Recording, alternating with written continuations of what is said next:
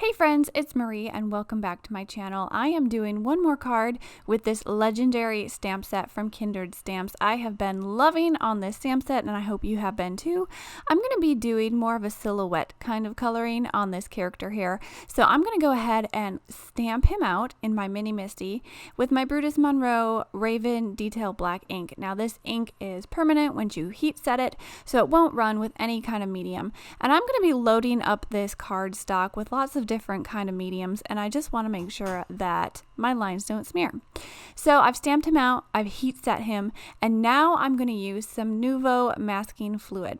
So I was about to put it on my paper there, and I thought, you know, I should probably squirt it out on a piece of scrap paper first to make sure I don't blob it out, and then I blobbed it out. So one thing I have to make sure to tell you guys if you're using this Nuvo masking fluid is it's very kind of quick to come out of the bottle. It's a little bit runny. Now, I haven't used any other masking fluids. I don't know if that's normal or not because this is the only kind I've ever used. Just be careful. You really don't have to squeeze hard at all to get it out of the bottle. And it might be a good idea to use a brush or something if you're applying it over your stamped image. So I'm just kind of gently squeezing the bottle, getting a little bit out, and then sort of using the tip of this bottle to spread that masking fluid over my stamped image. I want to make sure that I get all of the white area on my image covered with this masking fluid because I'm going to be doing a ink blended background. The reason I did not use masking paper for this guy is that it would be kind of hard to cut all around some of these smaller areas on the stamped image, like his sword and his legs and things. So I wanted to have the complete background all the way ink blended. All of those little areas, I didn't want any white showing behind, so I just went ahead with this masking fluid. I've had it in my stash for a while, and I just wanted to bust it out, try it. This is going to be a different card than what I'm used to because I'm also going to try some new kind of coloring with this guy. I'm going to try to do some silhouette coloring. So he's got kind of a light coming from the back. So I don't know. I have mixed emotions on how my coloring turned out. I guess it's okay, but I think I need a lot more practice on a backlit subject when I'm coloring. Anyway, I'm just filling in all of the areas, like I said, with this masking fluid. Also, when I did mention that it is kind of thin, it's a little bit runny. So I'm getting a lot of bubbles in here. Now, once I had it all applied, I did take a little pokey tool and just pop some of those bubbles just to make sure that they weren't there. And then once you get all of the image covered with this masking fluid, you do want to let it dry completely. So I thought I was all done, and then a big blob came out of my bottle, so I just kind of tipped this and let it run over a few places, kind of tried to spread it out. I've noticed that you really don't need a lot of this. This is a lot more masking fluid than I needed. It just needs a really thin layer. Also, if you put it on thinner, it's going to dry faster, so a thinner layer is perfectly fine. So I put that masking fluid on in the morning. I came back in the afternoon and I started ink blending. There was a few places on the masking fluid that I don't think was completely dry, but most of it was dry, and I went ahead with my ink blending anyway, and it actually worked fine. I didn't get any bleeding or anything through that masking fluid. So I'm ink blending. I'm ink blending a background. I'm going over the whole cardstock, going over my little character. I'm being careful when I go over my character not to start peeling up that masking fluid. I want it to stay in place so I don't get any color on my character. I'm using some crushed olive for that lightish greenish yellow color in the center, and I'm actually using, I believe it's Evergreen Bough for the sides, and then I'm also going to use a few darker colors to kind of blend that out. Now I am blending really quickly here. I've sped up the footage to warp speed so that we can get through the blending, because blending does take a lot of time. I took some time to do this blend. Now I'm taking some black soot, which is the black color of Distress ink, and I'm blending it on the bottom, and I really want to make sure I get a lot of this on here. And I'm also taking my grass stencil from Brutus Monroe and blending on some grass. Since this is more of a silhouette kind of scene, I want the grass, the ground, and our little character to look like he's kind of in the dark. So I'm blending on some dark grass here to kind of make the foreground. And then I'm just kind of blending that out again with more of my black soot. Wiping up my craft mat so I don't get any of that black ink anywhere else, because I do want to come back in on the sides and add some more color. So I believe I'm coming in with some Lucky Clover. I think that's that green I'm using, adding some more to the sides. And then I wanted to add a little bit more design to this light area in the center. So I'm using, I believe this is called Tangled Waves or something from Brutus Monroe. I'll see if I can find that and link it down below. I'm not sure if it's available in store anymore, but if you had any kind of swirly stencil or any stencil really that you wanted that design in the background, you could go ahead and do that. I loved the swirls on this stencil. I thought it looked kind of whimsical and went with the whole magical feel of this card, so I went ahead and ink blended that on. I used crushed olive again, the very same color that I used for that color in the beginning, so it's a tone on tone, but since I added another layer of color over that first color, it does make it appear darker. So like I said, I'm just darkening all the edges. I'm coming in with some more Lucky Clover and I'm blending that out. Now I'm using a different cardstock than I usually use for ink blending, and it's got a really textured look to it. I couldn't really get a very smooth blend, and I wasn't a huge fan of that, but I didn't want all of my work to be for nothing and have to scrap this and start over. So a lot of times when I'm not completely happy with my background, what I like to do is splatter, and you guys know that I splatter whether I like my black background or not. I'm using some gilded liquid elements from Brutus Monroe and a water brush to just flick on some gold splatters.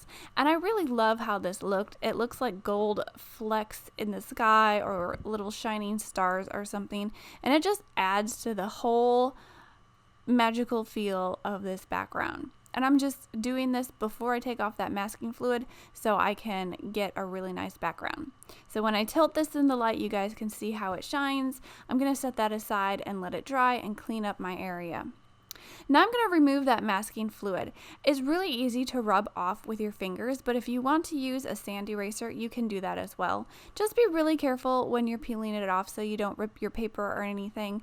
I don't think it would rip your paper. It feels kind of gummy, like you're peeling off some old adhesive from your kids' stickers or something. So you really just, all you have to do is rub it with your fingers and it'll roll right off. I was actually really pleased with how well it masked. It's really easy to take off. It protected my whole area from all of my ink blending and splattering, and then I was able to go ahead and color my guy. Now there was a few tiny spots where I think some of those bubbles let a little bit of color in, but since I was coloring this guy with some darker colors, I thought I'm going to cover that up. It's not going to be a problem. So I'm going to move ahead with my coloring, and I am using my style file markers. I'm going to be careful when I'm going around the edges to not get my marker into that distress ink. I don't want to make it run, and I don't want to get that ink on my markers either. So just keep that in mind when you're coloring a masked image. I'm putting a little bit of yellow around the edges where I think maybe some of the light will be shining from behind him, and then I'm going to use a bunch of different tones of grays and just fill in the rest of his body. And I'm going to try to put darker grays in the darker shaded areas and then blend that out and make it lighter on the outside. Now this is the very first time I've ever done like a backlit kind of coloring silhouette kind of thing. I definitely need more practice. I don't think this is up to par with where I would like to be, but you know, you never get better at something unless you practice. So I'd encourage you just to try different things with your stamps. Like I've been showing this legendary stamp set this week. There's so many different ways you can use it, so many different things you can do and play around with it, and just kind of practice your skills and get creative and find new ways to use your stamps. So like I mentioned, I'm putting a little bit more shading in areas where I think it would be darkest. I think it would be a good idea for me to go ahead and start kind of taking some time to practice coloring in different lighting styles, because that would really help my coloring a little bit.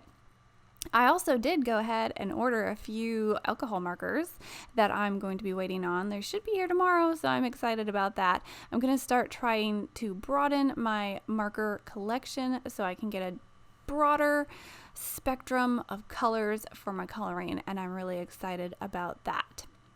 So I'm just going back with my lighter gray, trying to blend all of that shadows out, and I actually blended it out with my lightest gray many times to try to get it look a little bit smoother. I think it looks really cool. I think it kind of portrays the scene that I was going for, but like I said, I'm going to be practicing this technique again, seeing if I can kind of perfect it a little bit. You guys let me know in the comments if you like this silhouette coloring, if you've tried it before. I'd love to see what you guys are making or any tips for this kind of coloring. I'm a beginner at it, but I think it's really so amazing, so cool. I have to give a shout out to Sandy Alnock because I did watch a few of her videos, and she is an amazing alcohol marker artist. She's got so many great tips on her channel, so I'd recommend going to check her out as well. So my guy is pretty much all colored here. I'm gonna give you a better look at the scene. I think it looks really cool. I think I could have put a lot more darker shades on this guy, make him look a little bit darker like it's nighttime, but I thought I'd stop before I completely messed it up. Now I'm stamping out that little triangle above the guy's head to make it the little Triforce shape. I just stamped that triangle 3 times. Tried to make them really close. I even stamped over each other for this shape, and then I embossed it with Brutus Monroe gilded embossing powder. Embossing powder. And I also embossed the sentiment on a piece of black cardstock and popped it up on some foam adhesive to add to the front of my card. And that kind of finishes my card for today. That's all I'm really doing. The whole background and everything is kind of the star of the show here. It's almost a 1-layer card other than that sentiment, but I really like how it turned out. I love those gold specks in the background. I like how it shines. So thanks so much for watching. I hope you've been enjoying a look at this legendary stamp set from Kindred Stamps. If you want to see my other videos I made this week on this stamp set, I'll link them down below. Otherwise, don't forget to like, subscribe, comment, share, tap that bell for notifications. Just do all the things. I'll see you guys next time. Have a great day. Bye.